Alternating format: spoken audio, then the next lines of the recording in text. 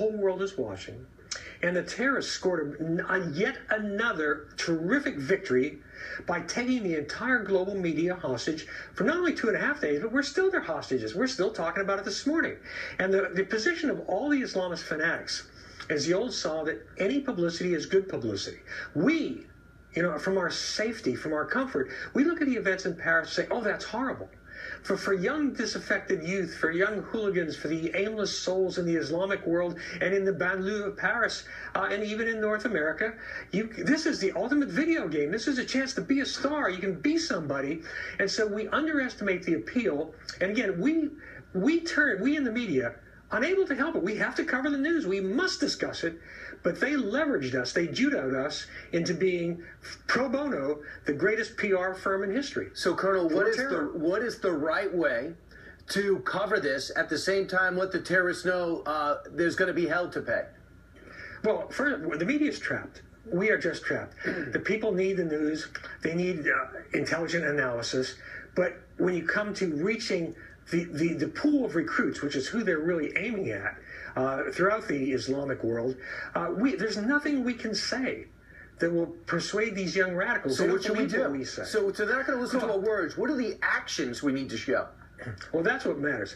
Look, we need to recognize that this is a war. We've used the rhetoric of war, but we've never taken it seriously. We've never tried the basic thing you do in war, which is killing your enemies in large numbers and continuing to kill them until they quit. I mean, Bill Clinton didn't want to hurt anybody. Even George W. Bush, he panicked. The turning point in the campaign in Iraq was First Battle of Fallujah. The Marines were on the edge of winning a decisive victory, and George Bush, under media pressure, panicked, quit, went PC. It was actually under Iraqi pressure, and we should have ignored it, but go ahead. Yes. And then, of course, President Obama uses drones to kill terrorists. That's great, except he only kills the people he doesn't want to have to send to Guantanamo. Look, this is a war. Here's how you do it. You recognize it is a war. You call the enemy by their right name, Islamist terrorism. You get the lawyers out of the fight. You accept that there is collateral damage in a war. You don't apologize for it. You don't nation build. You don't fight for dirt. That's a mug's game. You concentrate on going wherever the enemy is, and you kill the enemy without mercy. You leave behind. And you leave smoking ruins and screaming widows. And if the terrorists reconstitute, you go back and kill them again. You accept it's a long struggle.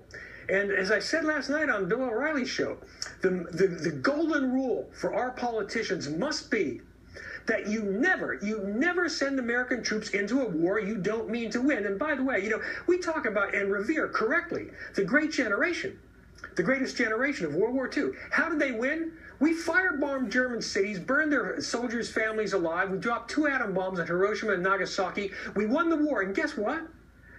Germany and Japan are now among our closest allies. If you're going to go to war, you fight to win. Otherwise, stay home and raise the white flag. I agree with you 100%, but that seems too sophisticated now to do that. We have technology to kill the terrorists, but leave the wife and kids alive. You're saying that we cannot fight a war like that and expect to be successful.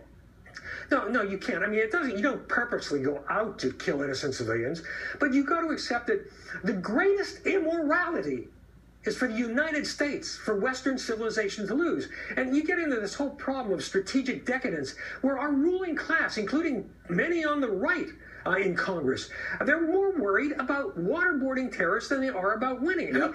I mean, Dianne Feinstein and her crew, look at what they look at these people in Paris, these monsters.